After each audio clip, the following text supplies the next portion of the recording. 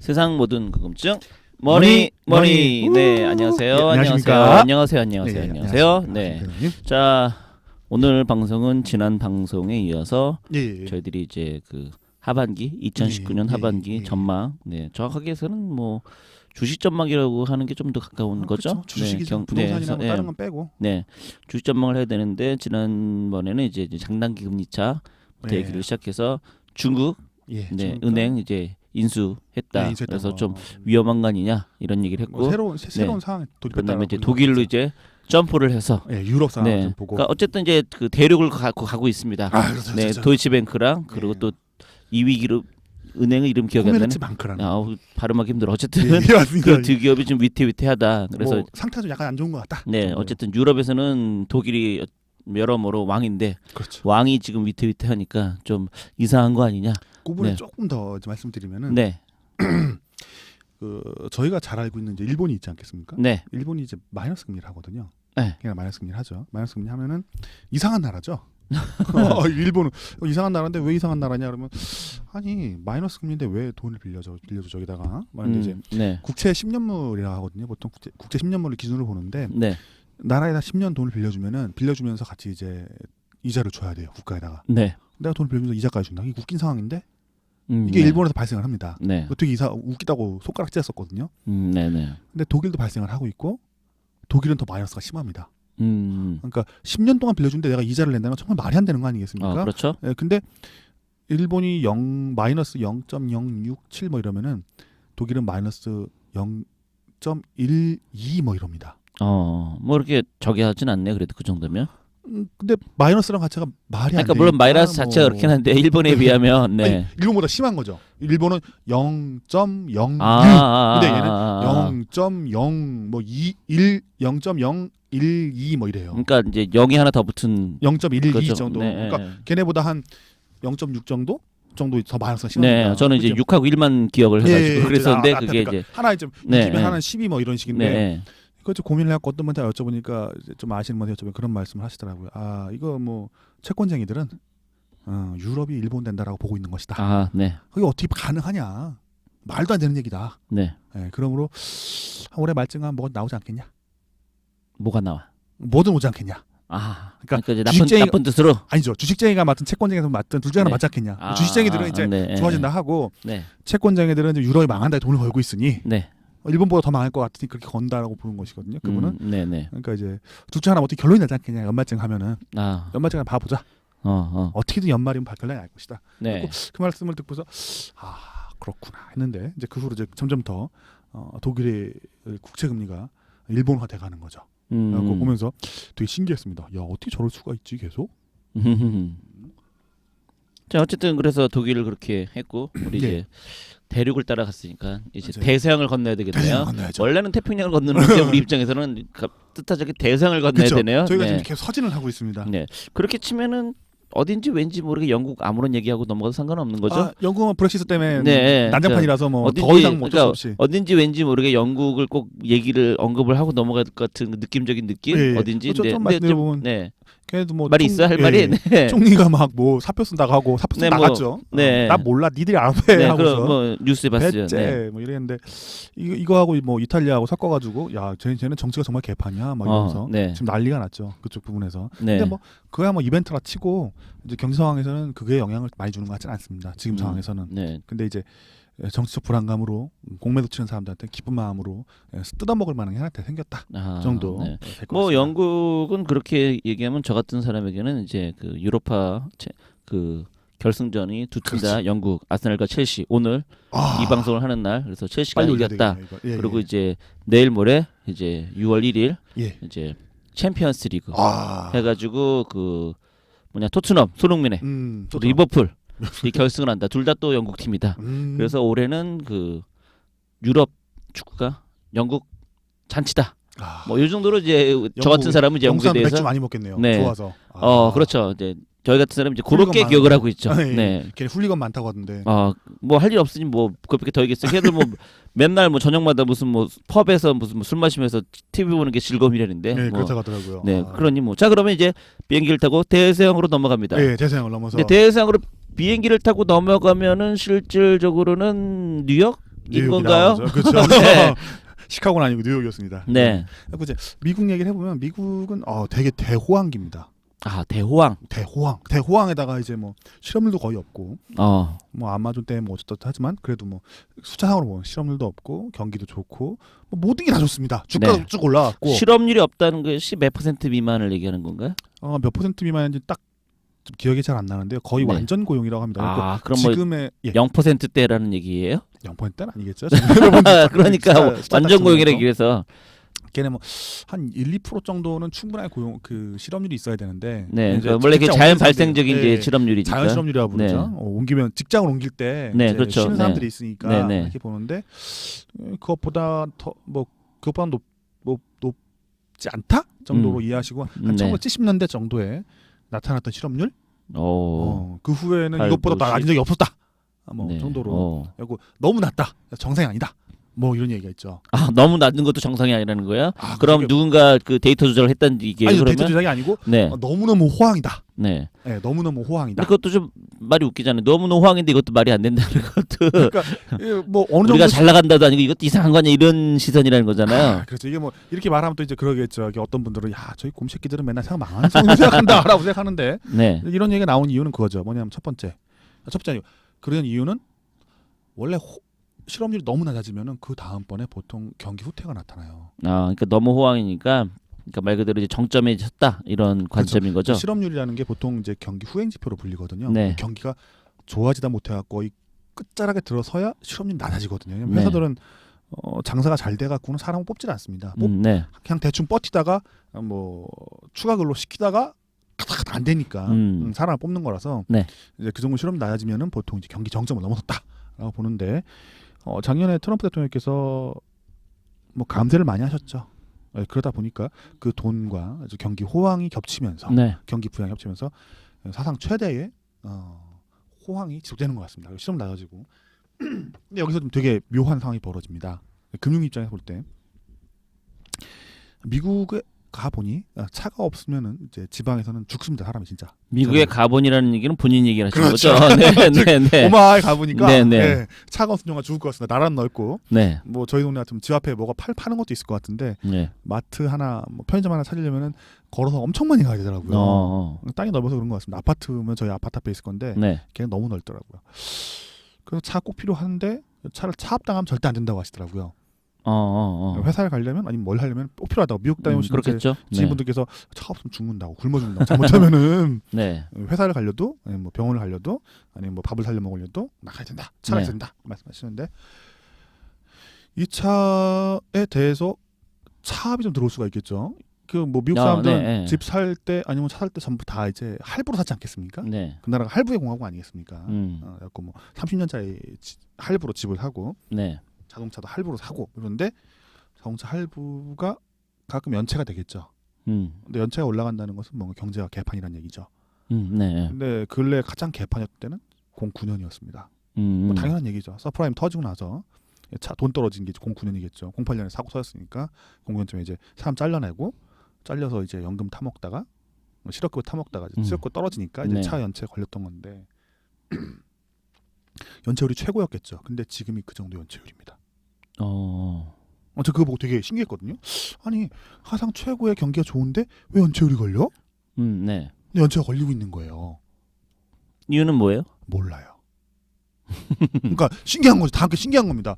쟤네 왜 저래? 이상하다. 어떻게 연체가 걸릴 수가 있지? 쟤네 차 없으면 죽는다던데. 네. 첫 번째 그거고. 두 번째 또 재밌는 게 있습니다. 두 번째는 1분기에 은행들의 연체율이 올라갑니다. 은행들 연체율 예. 기업 아니면 가게 전부 다 합쳐서? 다 합쳐서 토탈로 해갖고 이제 주요 은행들 연체율이 올라가는 겁니다. 네. 근데 왜 올라가는지는 모르겠어요. 그만 데이터만 봐가지고는. 근데 분석 데이터 뭐 있긴 한데 뭐 미국 내에서는 이유는 뭐가 이유가 있겠죠. 얘기는 이유가 있는데 될 거 아니에요. 그렇죠. 근데 네. 대호황에 뭐 기업들 돈도 잘 번다는데 연체가 또 올라가는 겁니다. 네. 호황인데 왜 연체가 올라가? 라는 생각이 드는 거죠. 호황인데 왜 저럴까? 네. 그런 생각이 들고. 세 번째도 있습니다. 세 번째 이제 저희가 옛날에 이제 한번 그 전에도 한번 다루긴 했었는데 레버리지론이라는 게 있죠. 네. 네, 레버리지론이라는 게 있는데 저희 나라로 치면 이제 되게 안 좋은 대출, 저급 대출인데 그 레버리지론 중에도 더 안 좋은 게 있습니다. 네. 이제 코버넌트 라이트라고 그래가지고 음. 레버리지는 보통 이제 기업에서 이제 돈 빌린다고 치고 안 좋은 대출이라고 보고 더 안 좋은 거는 근데 빌리는데 담보 없이 빌려주는 거를 이제 코버넌트 라이트라고 합니다. 네. 더 안 좋은 무보증 대출 뭐 이렇게 보시면 되는데 네, 네. 신용 대출인데 이 대출 양이 줄어듭니다. 음. 대출량이 줄어드는 게 뭐 어쨌는데 이렇게 볼 수 있는데 문제는 이거죠. 보통 돈을 잘 빌려줄 때 대출이 늘어날 때는 연체가 걸릴 이유가 없어요. 빌려 네. 갚으면 되니까. 그렇죠. 네, 근데 대출 채권의 발행량이 줄어드는 상황이 벌어지면은 돈을 못 구한다는 얘기거든요. 네. 네, 그러면은 이제 뭔가 돈이 안 돈다는 얘기죠. 음. 네, 근데 그렇다고 해서 뭐 미국에 문제가 있는 것 같지는 않습니다. 여러 가지 지표들이. 아, 네. 이게 진짜 무서운 거죠. 뭔가 이상한데 지표들은 문제가 없어요. 그러니까 뭐 얘기를 지금 들어보니 되게 혼란스럽네요. 약간은 서프라임 때 좋다라고 하는데 뭔가 이쪽에 문제가 있는 것 같은데 또 아무 문제는 없고. 그렇죠. 그러니까 이제 이거잖아요 지금. 네, 그렇죠. 서프라임 때도 별 문제 없었어요. 네. 문제가 없었으니까 사람들이 냅둔 거거든요. 네네. 뭔가 문제 없는데 연체는 되고 있고 왜 저러지? 집에 가보니까 서프라임 때 그 나왔던 영화 생각해보면 집은 잘 팔리고 세금도 잘 내는데 가보니까 악어가 춤을 추고 있네. 집에서 뭐 이런 네. 뭐 누가 샀는데 우리 집 강아지 이름으로 샀지? 뭐 이러는 상황이 벌어졌던 미국이었는데 네. 그러니까 지금 얘기를 들어보니까 잘 되는데 뭔가 이쪽에 문제가 있는 것 같은데 그렇다고 이게 직접적으로 뭐 잘 되는 거에 영향을 미치는 것 같지는 않고 어쨌든 뭔가 찜찜한데 뭔가 잘 되고 있고 뭐 이런 그렇죠. 거잖아요. 예, 예. 네.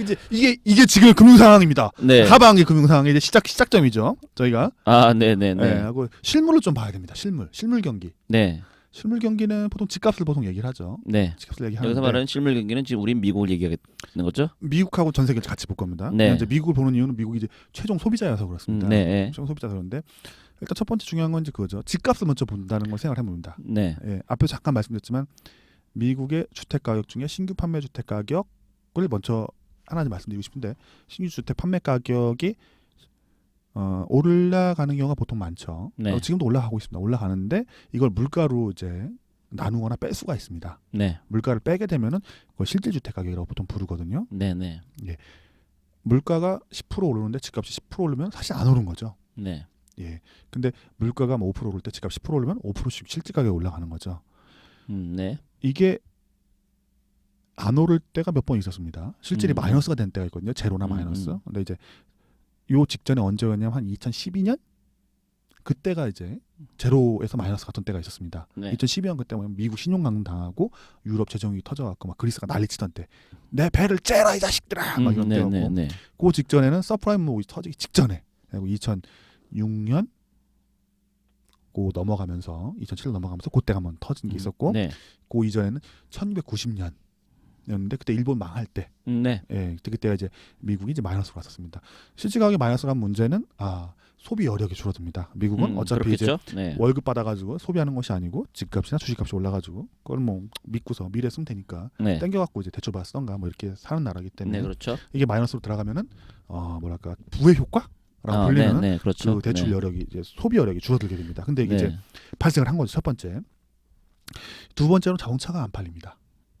자동차. 네, 자동차가 마이너스 판매를 계속 찍고 있습니다. 네, 아까 얘기하신 것처럼 미국에서는 자동차 없으면 살아갈 수가 없음에도 불구하고 자동차가 안 팔리는 건 그만큼 뭔가 좀 안 좋다는 얘기. 그렇죠. 그러니까 그렇게 치면 아까 얘기한 것처럼 모순이네요.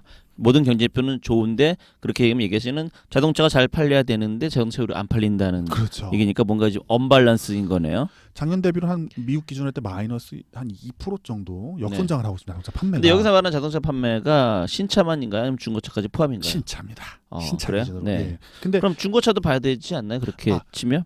요거는 전 세계적으로 이제 00년부터 네. 지금까지 데이터가 있는데 신차 판매는 계속 꾸준히 늘어왔습니다. 지금까지 네. 늘어왔는데 전 세계 글로벌입니다. 네. 글로벌인데 뭐 하긴 뭐 어쨌든 얘기하신 것처럼 신차가 그렇게 꾸준히 늘었는데 안 팔리고 중고차가 많이 팔렸다는 건 그만큼 뭔가 안 좋다는 뜻이기도 그렇게 볼 하니까. 수 있죠. 네. 예. 근데 이제 미국 자동차 판매 오고 중국 자동차 판매 오면 더 이제 가관입니다. 거기는 세단하고 SUV 합쳐갖고 마이너스 17%를 찍었습니다. 저번 달에. 네. 글로벌리하게 보게 되면은 지금 이 정도로 자동차 판매가 줄어든 거는 서프라임 때 외에는 00년 이후에는 없었습니다.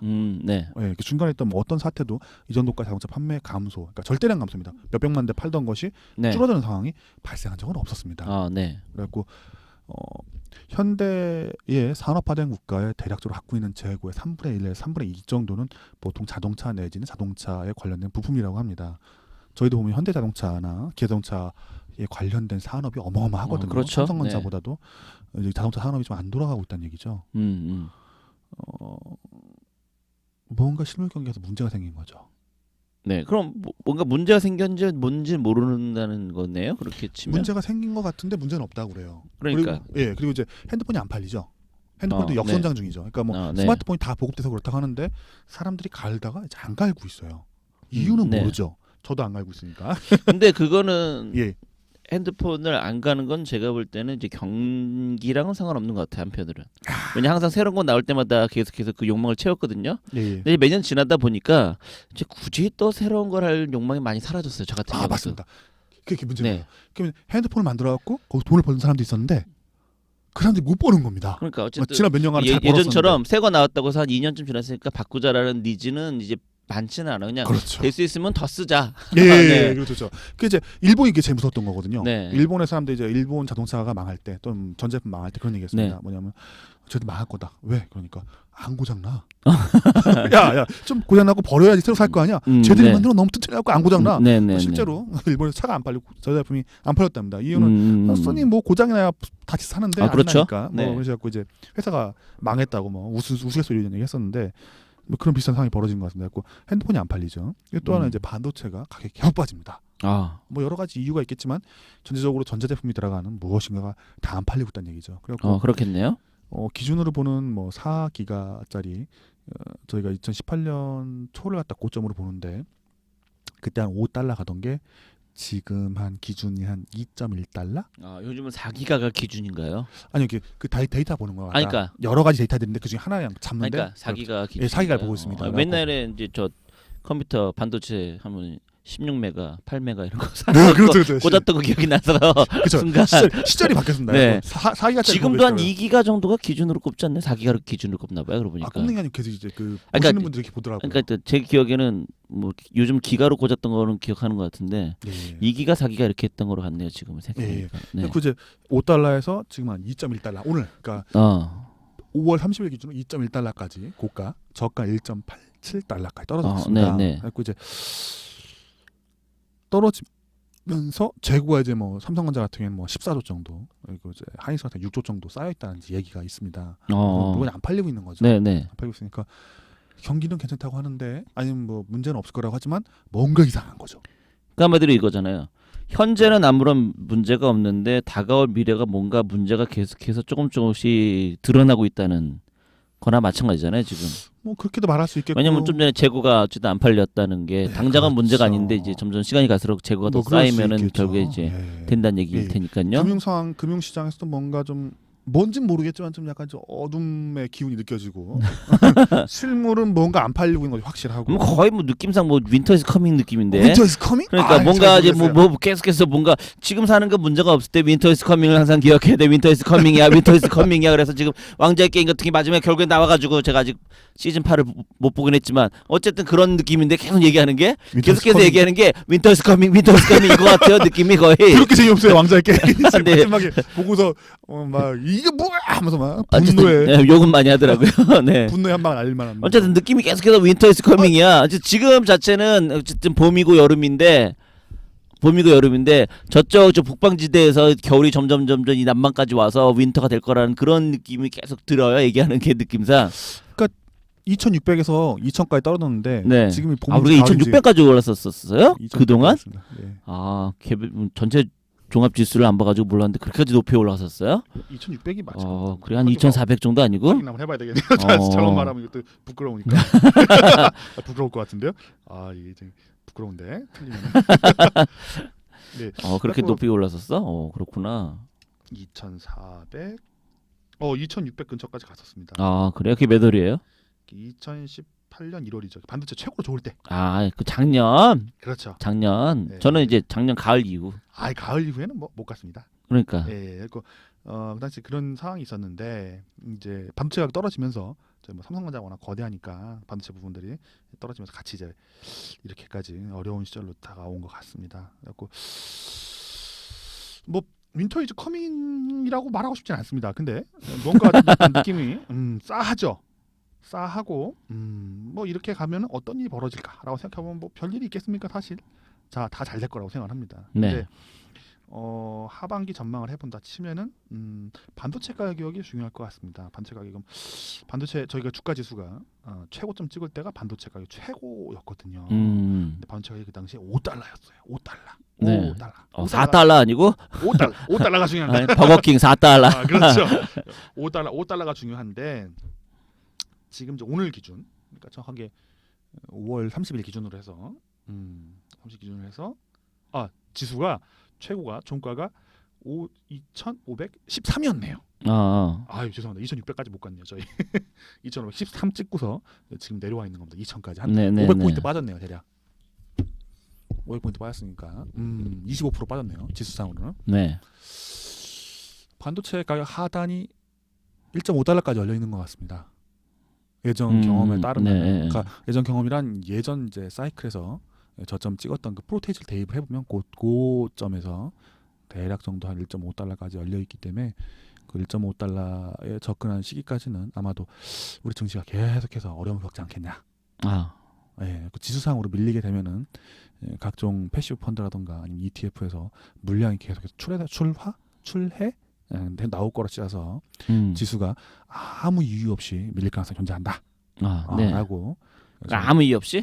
아무 이유 없을 수 있죠. 왜냐하면 패시브 펀드가 워낙 크기 때문에. 그렇구나 하죠. 걔네들. 네. 반도체 부분에서 이제 그 반도체 가격이 과거와 같다는 얘기입니다. 과거와 네. 같으면 안 같으면은 뭐 새로운 거니까 그거는 맞출 수가 없습니다. 근데 네. 과거와 같은 길을 간다면 1.5달러까지 빠질 것이고 빠질 수 있고 네. 더 빠지면 뭐 어쩔 수 없고 안 빠져도 뭐 어쩔 수 없는데 네. 지금 이제 2.1달러 정도 오늘 고가가 돼 있으니까 저가는 1.87달러 1.5달러까지 빠지면은 대략 멈출 것 같은데 좀 되면은 우리 증시 빠지는 것도 멈추지 않겠냐. 멈춘다? 예, 또 빠지는 게 더 이상 안 빠지고 하단이 그쯤 되지 않겠냐라고. 네. 삼성전자나 하이닉스도 그쯤 되지 않겠냐. 이제 그런 사람 생활 한번 해볼 수 있을 것 같습니다. 그래서 증시 전망이 나쁘냐 좋으냐라고 얘기하면 나쁘다고 하면은 또 하락문자로 모일 것이고 하락문자라고 하면은 오를 것이다 하면은 그 거짓말하는 것 같고 이런 얘기해놓고 그러니 네. 저희가 할 수 있는 것은 이제 밴드 하단 내려갈 수 있는 하단은 대략 한 반도체 가격이 평균 1.5달러 정도 되면은 대충 멈출 것 같다 네. 정도로 이야기를 할 수 있을 것 같습니다. 그러면은 지금 이제 전체적으로는 아까 서두에도 얘기한 것처럼 중국, 독일, 미국까지 이렇게 했는데 전체적으로 뭔가 당장 나쁜 건 아니지만 점점점 뭔가 엄습한 음기가 점점 이제 좀 뭔가 느낌이 쎄한 게 어딘지 모르게 이렇게 있다 이런 식으로 이제 얘기를 했다고 볼 수도 있는데요. 어딘지 왠지 모르게 뭐 그게 뭔지 모르지만 그렇죠. 어쨌든 네. 그렇다고 하면은 그게 언제까지? 지금 예상으로는 아까 1.5달러를 제가 말씀드렸지 않겠습니까? 네. 1.5달러를 찍고 약 한 6개월 정도 더 지속될 것 같습니다. 이렇게 말하면 안 되거든요. 그러니까 원래는. 찍는 거 그럼 언제인데? 그걸 모르겠어요. 그러니까 대략 알 수 없습니다. 그거는. 그러니까 그러면은 경기를 얼마나 알 수 없다는 건 예. 지금 이 상황에서 여기서 오히려 안 내려가고 올라갈 수도 있다는 뜻이죠. 그러면 불가능할 것 같습니다. 그거는. 일단 내려가는 거는 반도체 가격이 빠지는 걸 말씀드리는. 그러니까 얘기를 하면은 흔히 이야기하는 그런 표현을 하잖아요. 하방은 열려 있고 상방은 막혀 있다. 뭐 이런 얘기를 보면은 주식 쪽에서 하는데 그렇게 얘기를 하시는 건가요? 그 반도체 그 가격은 상방은 막혀 있고 하방은 열려 있다. 그래서 올라가기 힘들고 떨어지는 것만 있을 수 있지만 어디까지는지는 솔직히 모르겠다. 하지만 아까 얘기하신 1몇 달러요? 1.5달러까지 만약 빠진다고 하면은 이제 뭐 이런 표현은 너무 극단적이지만 헬기이트가 완전히 열렸다라고 볼 수 있는 건가요? 그건 또 아닌가요? 1.5달러까지 빠지고 그 다음번에 6개월이 더 있습니다. 6개월이 더 있다는 건 무슨 말인가요? 1.5달러를 찍고 이제 가격이 오르기 시작하면은 이제 그 하단까지 이제 6개월이 또 열립니다. 다시 또 이해가 안 되는데. 지금까지 이제 세계 경기 돌아왔던 걸 생각을 해보면은 대략적으로 반도체가 약 한 6개월 정도 선행을 합니다. 네. 그러니까 반도체가 저점을 찍고 돌아선 이후에 세계 경기 이제 저점은 약 한 6개월 후에 발생할 가능성이 높습니다. 그러니까 지금 증시는 그러니까 이제 1.5달러 우리는 지금 어쨌든 이제 증시 얘기하는 거지 반대 가격 얘기하는 거니까 떨어졌다가 예. 여기서 6개월 동안 유지됐다가 또 떨어질 수 있다는 그런가요? 그러지는 않을 것 같습니다. 그러지는 않을 것 같고 1.5달러 찍으면 대략적으로 다 내려간 거가 되고 뭐 약간 좀 횡보를 할 수 있겠죠. 네. 그럼 아까 얘기한 또 떨어진다는 그거는 이제 주식과 경기를 좀 나눠서 얘기를 해보고 싶습니다. 주식은 대략적으로 한 1.5달러 찍을 때쯤 해서 네. 끝날 것 같고요. 하락은 대략적으로. 네. 예. 근데 이제 경기는 대략적으로 그 후에서 한 6개월 정도 더 가서 이제 끝날 것 같습니다. 그러니까 이제 지금 얘기하는 게 일단은 그 1.5달러까지 가면 예. 주식은 거기서 이제 하락이 대략 대략적으로 멈출 것 멈추지만 같습니다. 경기는 여전히 그 에너지를 계속해서 되기 추세가 때문에 이제 더 안 좋을 것 같다. 한 6개월 정도 반도체가 내지 뭐 1년까지 선행하는 걸로 이제 네. 알려져 있습니다. 까지 더 이제 내려갈 것 경기를. 같다. 이렇게 예. 그럼 뭐 솔직히 뭐 우리야 뭐 주식을 얘기하는 거니까 그렇게 예. 치면 대략 1.5달러를 바닥으로 보고 그러면은 뭔가 사겠다 판단을 내려도 큰 문제는 없다. 이렇게 너무 이제 OX처럼 얘기를 할 수는 있지만 네. 근데 이제 그게 잡고 나서 뒤에 6개월이 더 필요하기 때문에 6개월 동안의 공포가 엄습할 거라고 저는 봅니다. 아 그러면은 다시 한번 1.5달러를 기준으로 예. 1.5달러를 기준으로 했을 때 예. 1.5달러 갔다. 아 그러면 일단은 바닥이 왔구나 해서 그때 당장 들어가진 않을지라도 그때부터 6개월 전후를 봐서 대략 그 시기는 각자 알아서 할 문제지만 들어가면 되지 않을까 이렇게. 고민을 해볼 수 있을 것 같습니다. 그러니까 왜냐면 이제 예. 뭐 사실 아까 얘기했지만 1.5달러에서 더 떨어질 수도 있다 이렇게 예. 얘기를 했으니까 또 1.5달러 떨어졌다고 해서 주식시장이 여기서 더 떨어지라는 법이 없는 건 아니니까 6개월 동안 더 떨어질 수도 있으니까 그거야 뭐 그쵸. 예측의 영역은 예측의 다르겠죠. 영역까지 예, 당시에. 어쨌든 이제 1.5달러를 어쨌든 시그널로 보면 된다. 저는 이제 일단 기준을 네. 잡고 있습니다. 뭐든 네. 간에 이제 뭐 어차피 이건 안 맞는 얘기 아니겠습니까? 안 맞는데 일단 저희가 이제 그렇죠. 안 맞더라도 원래 이제 유명한 말이 있잖아요. 예측은 맞지 않으라고 하는 거니까. 그렇죠. 네. 예, 그런데 이제 일단은 어느 정도 가이드는 잡아놔야 좀 움직일 수 있으니까 네. 이제 우리의 가이드는 반도체 가격 1.5달러로 잡고서 네. 하는데 1.5달러가 접근한 다음에 그 후에 약 한 6개월 정도는 여러 가지 실물 경기가 빠질 것이다 정도로 보고 실물 경기가 빠진다고 해서 주가가 빠질 거냐 안 빠질 것이다 라고 네. 예측을 합니다. 왜냐하면 이제 주가는 뭐 꼭 세상이 안 좋아진다고 해서 떨어지는 건 아니거든요. 그렇죠. 예, 오르는 건 떨어지는 건 아니에요. 경기가 좋아도 떨어지니까 뭐. 예, 경기 좋아 떨어지는 거니까 경기가 나빠도 오를 수 있습니다. 그래서 대략 1.5달러 정도를 찍고 나면은 올라갈 가능성이 많이 높다고 보고 그 네. 후에 경기는 더 안 좋아질 것이다. 라고 그래서 한 6개월 정도 대략 평균적으로 지금까지 경험으로 보게 되면 네. 한 6개월 정도 더 하방을 찍고 그 다음번에 경기가 올라오지 않겠냐. 예, 그렇게 지금은 예상할 수 있겠습니다. 그래서 하반 경전망이라고 하지만 사실상 1.5달러를 아직 반도체가 못 찍었으므로 네. 내년 전반기까지도 열려 있지 않을까. 그러면은 지금 얘기하는 주식시장 하락이 주식시장 하락이라면 너무 저기 하니까 반도체 가격 하락이 예. 이제 내년 전반기까지는 계속 떨어질 가능성이 크다. 이제 빠르면 올해 하반기. 이제 그렇게 보고 있습니다. 보고 있는데 이제 뭐 뭐랄까요? 분석하는 쪽에서 그러니까 이제 네. 반도체 분석 쪽에서 그런 말씀하시더라고요. 원래 2분기를 바닥으로 보시더라고요. 2분기 지금? 그렇죠. 근데 계속 빠지고 있거든요. 지금도. 네, 1, 2, 3, 4, 5, 6. 그러면 이제 한 달 남았네? 그렇죠. 근데 이제 저는 아닐 것 같습니다. 왜냐하면 재고가 너무 많아요. 네. 반도체 재고가 너무 많아요. 너무 많아가지고 한 3분기는 넘어가야 될 것 같아요. 네. 재고가 안 팔리고 있기 때문에 단가 계속 빠지는 걸 봐서는 이 재고가 해소가 안 되는 겁니다. 지금. 네. 그러니까 3분기, 4분기 갈 수가 있다고 보고요. 저점을 찍은 데까지는 시간이 좀 더 걸리지 않을까. 4분기도 어떻게 열어놓고 준비하는 게 맞지 않을까라고 생각이 들고 글로벌 IB들이 찍는 이 저점이 아니라 이제 리세션 시기를 좀 생각을 해봐야 될 것 같습니다. 네. 글로벌 IB라고 하면 글로벌 투자은행들이죠. 투자은행들이 좀 예측하기로는 2020년 또는 2021년에 이제 경기 후퇴가 올 것을 예상을 하고 있습니다. 내년 내후년. 예, 그렇죠. 네. 그 얘기는 우리 사실 뭐 부동산 투자 사이클 할 때 계속 외쳤던 예, 주장이었잖아요. 네. 예, 그런데 그게 안 맞을 것 같습니다. 안 맞는다는 것은 그때가 저점이 아니라 그 이후에 저점이 계속 이어질 거라는 게 아니면 그 전에 저점 치고 올라갈 거라는 얘기예요. 그러니까 보통 이제 그 글로벌 IB들의 이제 총합된 의지니까 네. 그 의지는 보통 틀립니다. 의지에 맞춰가지고 대응을 하기 때문에 네.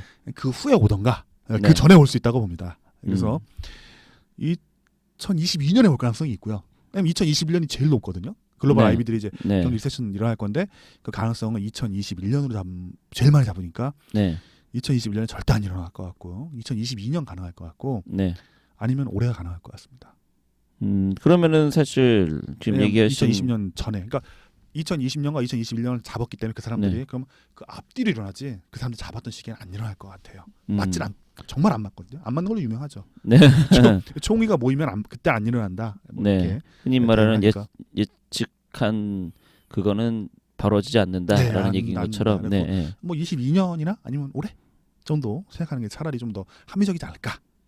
지금까지 이제 여러 가지 일들을 보면 서프라임 아무도 못 맞췄다고 하는데 뭐 그럴 수밖에 없을 것 같습니다. 왜냐하면 다 함께 의견을 모았던 때는 안 됐을 테니까. 아, 그렇죠. 그때는. 누구나 다 예측하는 건 오지 않는다라는 예. 얘기를 하니까. 지금 네. 예측이 이제 2020년과 2021년들이니까 최고 전문가들 예측하는 게 네. 그러므로 그들이 예측한 시기는 빼고 그러니까 19년 올해 말이나 아니면 22년 네. 뭔가 미국 선거 다 끝나고 나서 한 1년쯤 지나고 나서 터지지 않겠냐. 미국 선거는 내년이잖아요. 그렇죠. 네. 그래서 한 1년쯤 끝나고 나서 그럼 2021년이네요.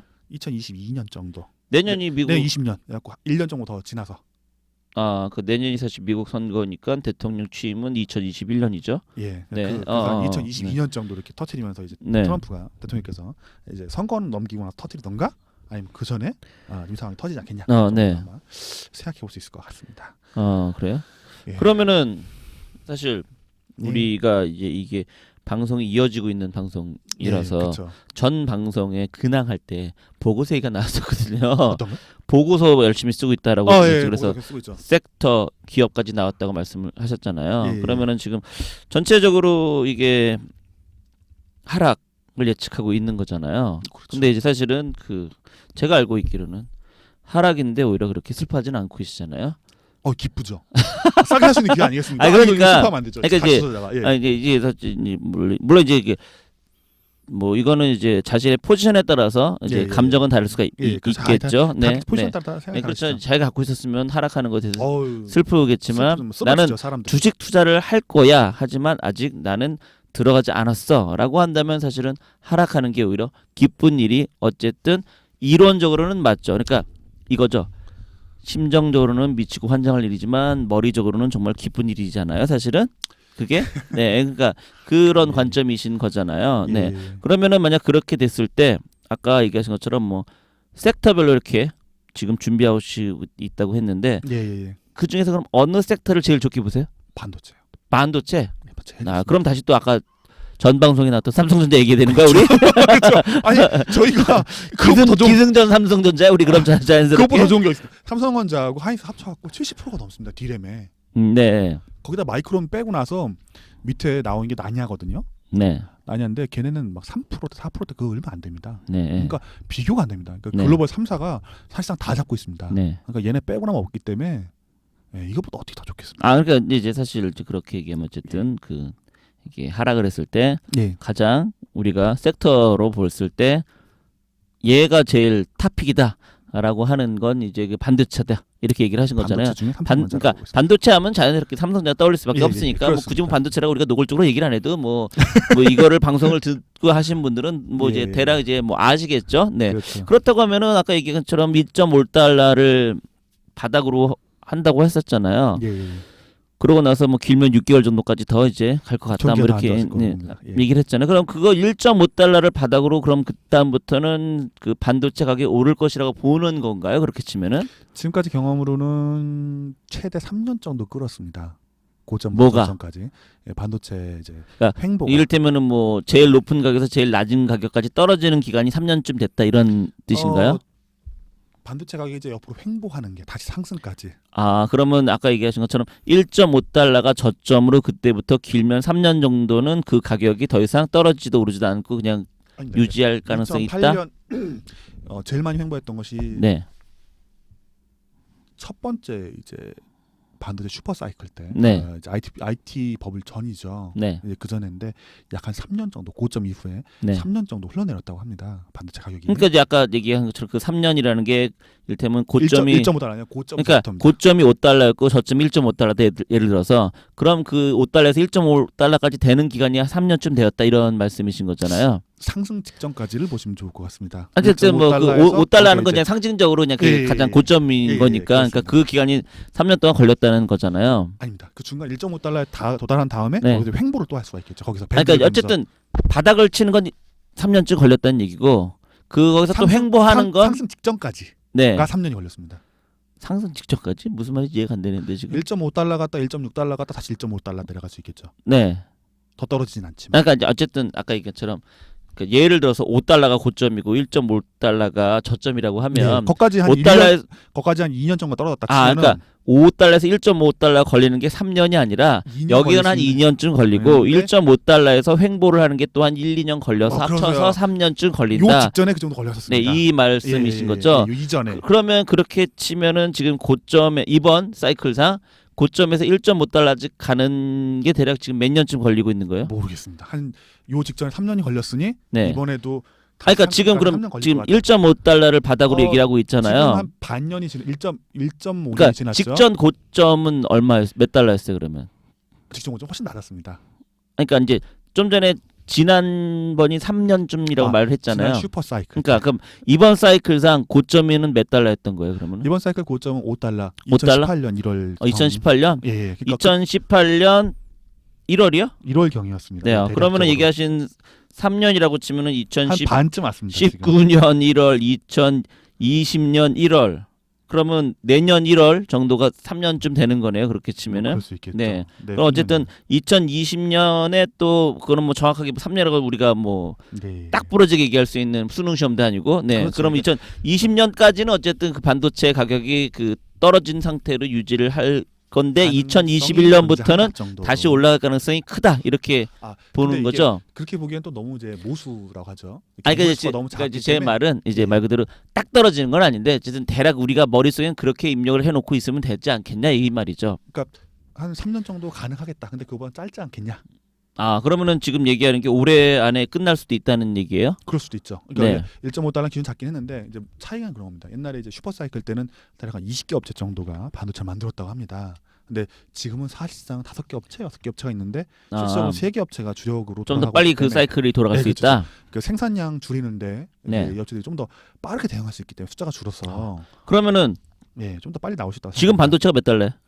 지금 오늘 고가하고 저가까지 같이 이제 네. 경매니까요. 네. 고가가 2.1달러, 저가가 1.87달러입니다. 아 그래 그럼 아직 1.5달러가 되려면 시간이 좀 걸리겠네요. 그렇죠. 평균 네. 이제 단가가 어쨌든 이제 얘기하신 게 올해로 그냥 빨리 올 수도 있다 얘기를 좀 전에 있죠. 했으니까. 네. 저점 찍을 수도 근데 있겠다, 어쨌든 아직 빨리 1.5달러는 안 온 거잖아요. 그렇죠, 아직 안 그렇게 나왔습니다. 치면 빨리 1.5달러를 오기를 바라야 되겠네. 아 그러니까 이건 뭐 어차피 뭐 그냥 항상 안 맞는 예측. 아니 그러니까 우리 어차피 우리 둘이 지금 하는 이 모든 얘기는 굳이 얘기하면 헛소리잖아요. 알겠잖아요. 굳이 얘기하면 우리가 지금 뭐 우리가 참 지금 진지하게 얘기하고 있지만 남들이 들을 때는 좀 미친 이럴 수도 있는 거 아니에요? 니네들이 뭘 한다고 지금 애널도 아니고 이코노미스도 아니고 지금 반도체 쪽 관련 종사자들도 아닌데 쓸데없는 이렇게 할 수 있는 거잖아요. 그렇죠. 부동산 애들이 왜 저래요? 그러니까 마음껏 얘기할 수 있는 거예요. 지금 맞아요. 제가 그냥 마음껏 약속드리면 1.5달러가 언제 올지 모르겠어요. 우리가 하는 얘기가 무슨 권위가 있는 것도 아니고 영향력이 있는 것도 아니고. 그러니까 지금 이제 평균 한 달에 한 7% 정도씩 빠지고 있습니다. 아 그래요? 전달 대비로 7% 빠지고 있는데. 그래요? 그러면은 지금 얘기한 게 아까 고점이 2.1달러고 저점이 1.8달러라고 했잖아요. 지금 경매로. 그러면 지난달에는 한 2.4 정도로 됐었다는 얘기예요. 고점은?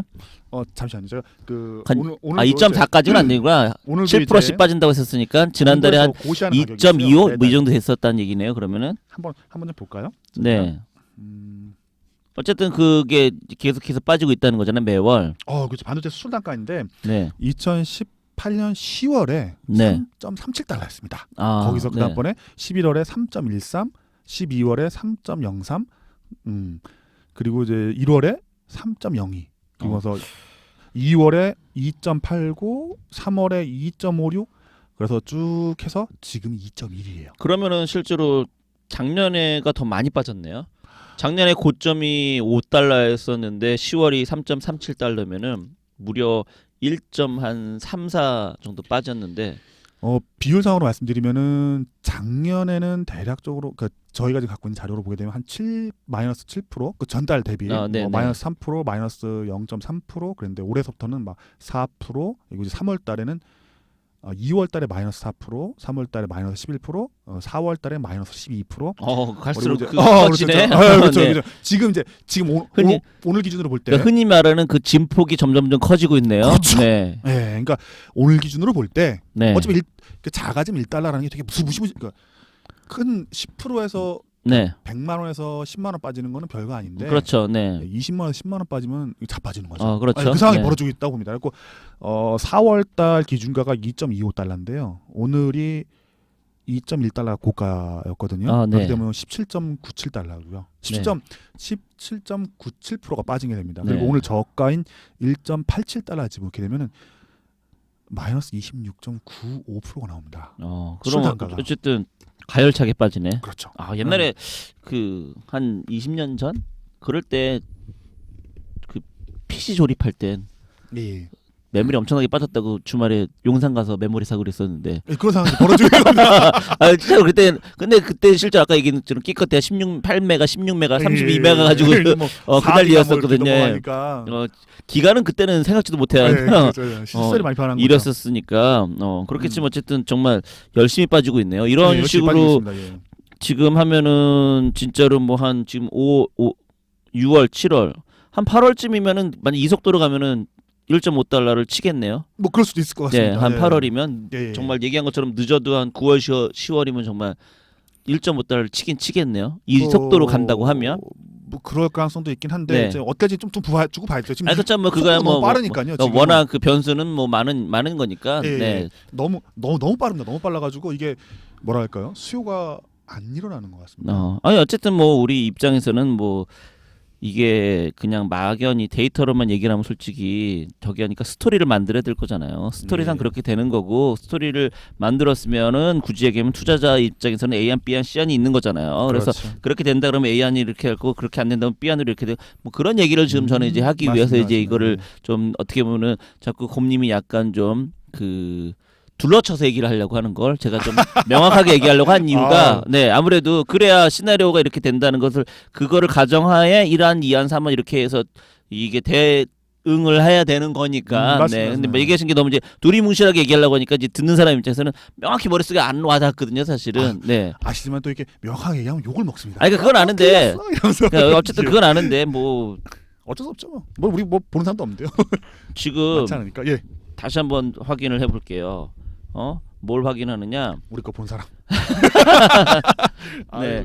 그러니까 이게 지금 부끄럽습니다. 우리 그 머니머니 본 사람이 그 오늘 올린 거 5시간 전에 올린 거 조회수 8위예요. 네, 지난주에 올린 거 조회수 24.7회. 네, 그리고 그나마 1개월 전 올린 게 151회 하나 있고, 네, 거의 대부분 조회수가 50회 이하예요. 걱정할 게 없죠, 저희. 거의 대부분이 끼껏해야 영향받은 사람은 50명도 안 돼요. 뭘 그렇게 고민해요. 조금 더 그럼 자신 있게 말해야 되겠네요. 생각해 보니까. 워낙 50명이면 그 중에서 영향받고 행동하는 사람 보통 이런 것들 보통 9대 10 법칙이라고 하면 9대 1 법칙이라고 하면 뭐야? 50명 중에 그러면 1명 움직이겠네. 나 참나. 그럼 이제 조금 더 진전시켜 볼까요, 이 이야기를? 경제 중에 제일 큰 거는 자동차입니다. 네. 이제 거기에 이제 실제로 관련자가 되니까 사실상 자동차보다 큰 건 부동산이죠. 부동산은 이번에 안 무너집니다, 절대로. 부동산 무너질 수가 없습니다. 왜냐면 이제 안 무너진다는 게 우리나라를 얘기하는 건가요? 전 세계를 얘기하는 건가요? 글로벌 이야기가 그렇습니다. 한국은 무너질 수 있겠죠. 왜냐면 이제 한국은 한국적인 특성이 있으니까. 이제 한국은 무너질 수 있다. 그건 이제 열어두는 게 맞습니다. 가능성은. 근데 전 세계는 무너질 가능성은 별로 없다. 글로벌 이야기 무너지지 않을 것같아요. 근데 어쨌든 최근에 많이 무너지긴 했잖아요. 최근 1년 동안 전 세계적인 부동산이 좀 무너진 국가들이 있긴 있잖아요. 조금 밀렸죠. 그러니까 뭐 호주나 이런데 뭐 캐나다도 좀 많이 밀렸잖아요. 그렇죠. 저희가 책 쓸 때 걔네가 이제 선행지표다라고 이제 지적을 했으나 뭐 아무도 신경 안 쓰시죠. 뭐 신경 쓰든 말든 저희의 이론은 살아있기 때문에 이제 걔들이 나타나고 그 후에 이제 미국이 이제 밀리는 게 보고 있죠. 눈에 보이고 있습니다. 지금 실질하게 밀리고 있으니까. 이전에 발생했던 이 부동산 후퇴기 나타난 현상들이 다 함께 일어나고 있습니다. 그리고 나서 실물 지표에 걔들은 이제 옛날에 사고가 터졌으니까 뭐 터질 리가 없으므로 실물에 다른 걸 봐야 되는데 다른 것 쪽에서 금융 쪽이 좀 흔들리고 있는 게 보이고 또 하나는 이제 실물에 또 하나 대단히 중요한 대단히 많은 사람들이 함께 일하고 있는 자동차 쪽에 밀리고 있고 네. 핸드폰 판매도 그 다음으로 핸드폰 많이 사용하고 있죠. 네. 그것도 밀리고 있고 네, 네. 예, 그리고 나서 모든 전자제품에 다 들어가는 반도체가 안 팔리고 있고 이렇게 보면서 저희가 느낄 수 있는 것은 뭔가 문제가 있구나. 문제가 있다. 문제가 네. 있고 그 전에 이제 기록과 비교를 해보면 많은 경우에 반도체가 세계 경기를 이제 선행을 했으므로 대략 한 6개월 정도 선행을 했으므로 네. 이번에도 비슷한 상황이 벌어지지 않을까. 저점을 찍고 세계 경기 한 6개월 후쯤에 저점을 찍지 않겠느냐라고 네. 예측을 할 수 있고 아직은 저점을 찍었는지 확인할 수가 없습니다. 왜냐하면 이제 단가가 오늘 또 떨어지고 있고 끊임없이 떨어지고 있습니다. 특히 네. D램이. 네. 왜냐하면 이제 D램하고 낸드를 비교를 하는데 낸드는 이미 생산 원가에 도달을 했습니다. 네. 그래서 더 이상 이제 떨어지다 말다 막 이러고 있습니다. 근데 이제 D램은 아직도 마진이 남기 때문에 끊임없이 떨어져서 내려가는 것 같습니다. 네. 그래서 이제 고점 대비해서 대략 한 1.5달러까지 5달러에서 지난 이제 진폭을 계산해 볼 때, 근데 그것보다 그게 한 평균 정도고 더 떨어질 수도 있습니다. 네. 예, 그 전에 기록 중에 더 많이 내려간 게 있기 때문에 그 전 최대 하락폭은 95%였습니다. 네. 5달러였으니까 95%는 얼마입니까 도대체? 지금 뭐 거기까지 떨어지면 이제 뭐 인류의 멸망 이런 얘기가 나오겠죠. 네.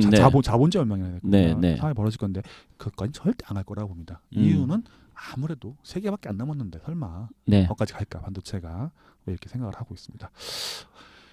하반기에 경기가 좋아질 거냐? 많은 분들이 이제 그런 걸 이제 바랄 수밖에 없는데 지금 이제 말씀드리다 보면은 불안 요인들이 너무 많고 금융도 실물도 쉽게 풀릴 것 같지 않습니다. 네. 그래서 이제 금리를 내리면 좀 나아질 거라고 이제 말을 하지만 금리를 내려서 좋아진 적이 몇 번이나 있었을까? 라고 생각해보면 뭐 있긴 있습니다. 네. 있긴 있습니다. 이게 뭐냐면 IMF 될 때 내려가지고 한국이 IMF 할 때 미국이 내려가지고 한국이 도움 받은 경우는 있는데 네. 그때 미국이 멀쩡할 때 얘기고 지금 미국이 멀쩡한가에 대해서 이제 문제를 다시 돌아와서 미국이 멀쩡하다 하시는 분들한테는 뭐 드릴 말씀이 없는데 멀쩡하지 않다라고 본다면은 왜냐면 이제 외국의 유명 IB라고 하죠. 투자은행들은 앞으로 이제 걱정하는 게 그겁니다. 지금까지는 뭐 무역 분쟁 뭐 이렇게 싸웠는데 증시를 바라볼 때 향후에 기업들이 지금 가격을 걔들이 이제 어닝이라고 하죠. 네. 주당 순이익이 과연 나올까?에 대해서 되게 이제 물음을 갖는 겁니다. 네. 그리고 앞에서 말씀드렸지만 뭐 자동차 연체도 생기고 애들이 그리고 이제 연체들이 이것저것 올라가는 상황에서 연체가 올라할 정도면 소비가 안 될 건데? 라는 이제 의문이 생기는 거죠. 네. 예, 이렇게 볼 때 향후에 기업 수익이 좀 줄게 되면은 이제 지금의 주가가 과연 방어 가능하겠냐? 그리고 네. 이제 한국의 주가는 미국의 주가에 거의 연동돼 갖고 움직이는 상황이기 때문에 한국 주가도 거의 방어가 될 것인가에 네. 대한 이제 물음이 계속되는 겁니다. 그래서 올해 1월부터 4월까지 뭐랄까요 거시 분석가들이 다 함께 누워가지고 땅 속에서 차라리 내가 벌레가 되어 땅속으로 파고 들어가고 싶다 이런 모습들이 보였으나 아마 그랬을 거라고도 생각을 합니다. 그러지 않을 사람이 있었을까라는 생각은 드는데 네. 뭐 그런 분석가들 분들이 지금은 나와서 어떻게 하면 이제 살아남을 수 있을 것인가에 대해서 고민을 하고 계시지 않을까 다시 그런 생각을 합니다. 그래서 저희도 그러니까 뭐 이런 생각을 해봅니다. 그 가치 투자자는 이제 싼 때를 기다린다고 얘기를 합니다. 그리고 이제 가치 네. 투자자들은 경우엔 대부분 이제 가치 투자분들이 그러시죠.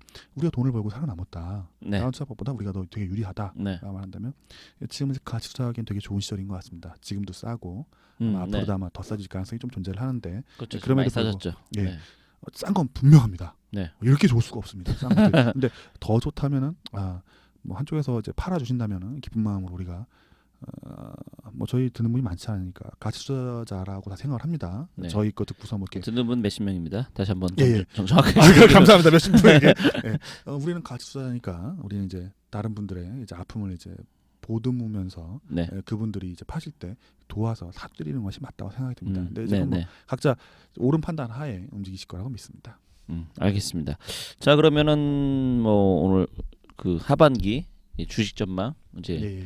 했습니다만 주식 전망이긴 한데 정확하게 이제 반도체 가격에 의한 전망이다라고 예. 이제 그걸 기준으로 아까 얘기를 요약으로 해도 예. 될 것 같아요. 그래서 틀리지 않습니다. 좀 더 이제 정확하게 하면 반도체 가격이 1.5달러 요렇게 이제 아우, 또 1.5달러 너무 찍으시면은 네 어쨌든 95% 아니 뭐 가기 때문에 1.5달러 될지 안 됩니다. 될지도 모르는 거고 누가 그렇다고 우리가 무슨 1.5달러 살라고 얘기한 것도 아니잖아. 1.5달러가 시그널이니 그때부터 알아서 판단해라 이렇게 얘기를 했으니까요. 최대 네. 하락폭은 이제 95%입니다. 그러니까 5달러에서 최대 네. 95%까지 하락을 할 수가 있습니다. 옛날 아, 경험을 네. 되돌아보면 그래서 네. 95%면 얼마죠 도대체? 4.5달러 떨어지는 거죠. 0.5달러네요. 그럼 남은 거는 이거 무시무시하네요. 네. 그때 가면 뭐 자본주의 몰락 막 이런 얘기 나올 것 같은데 네, 뭐 그 네. 정도까지는 안 가겠죠 설마. 네. 예, 그렇게 생각합니다. 어쨌든 뭐 그렇게 얘기를 할 수 있을 것 같고요. 그래서 결론은 만약 그렇게 되면은 섹터상 반도체가 좋지 않겠냐라는 제일 좋다고 그 생각을 합니다. 결론을 저희가 내리기는 했었습니다. 예, 네. 예. 그래서 뭐 다양한 얘기를 했습니다만 어떻게 또 반대로 보면 무슨 뭐 땡땡전자 특집 같은 느낌이 거의 왜냐면 지금 이제 처음 시작했을 때 땡땡전자 마지막에 땡땡전자 뭐 이렇게 지금 뭐 더 좋은 방송에 게, 나왔거든요. 더 좋은 게 없어서. 네. 저는 이렇게 얘기하고 싶습니다. 이재용 회장님 저희를 사랑해 주세요. 저희 좀 봐주세요. 네.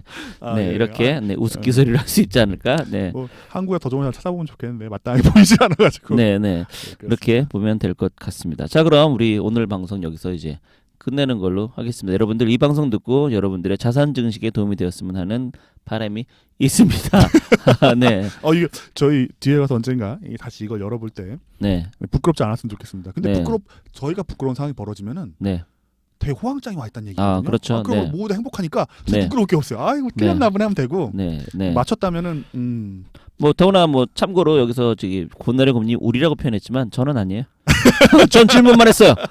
저는 여기 저기에 대고 저도 그렇다는 얘기한 적 없습니다. 질문만 했습니다. 자, 그럼 오늘 방송 이거 누군가 들으신 분들이 계산을 막 하고 계실 것 같아요. 얼마 이러면서. 네, 어쨌든 저는 아무것도 몰라요. 자, 그럼 오늘 방송 여기서 마치는 거로 하겠습니다. 여러분 안녕. 안녕.